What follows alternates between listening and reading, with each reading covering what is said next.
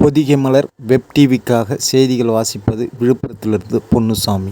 மலேசியாவில் நடந்த ஆசிய பசிபிக் காதுகேளாதோர் தடகள போட்டியில் தங்கம் வென்ற பீமநாயக்கன் தோப்பு அரசு மேல்நிலைப்பள்ளி மாணவியை அமைச்சர் பொன்முடி பாராட்டினார்.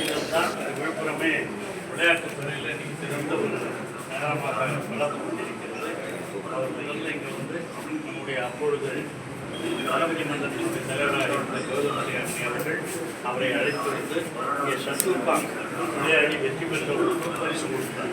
அது 25 வருஷம் அவர் சின்ன வயசில் இருக்கும்போதே உதயநிதி அவர்கள் இங்கே வந்து கொடுத்து சென்றார். அதனுடைய விளைவுகள் தான் இங்கு விழுப்புரத்தில் இருக்கிற இதுபோன்ற பெண்களும் இன்னும் பலரும் இங்கே விழுப்புரம் மாவட்டத்திலே விழுப்புரம் நகரத்திலே விளையாட்டு வீரர்களாக வளர்ந்து கொண்டிருக்கிறார்கள். அவர்களுக்கு என்னுடைய வாழ்த்துக்களை மூலமாக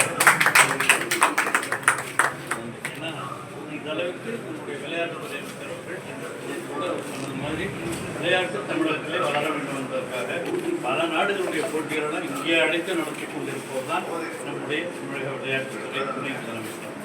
அந்த அடிப்படையில் தான் இந்த பெண்ணுக்கும் இன்று வாழ்த்துக்களை தெரிவிக்கிறேன். நன்றி சார்.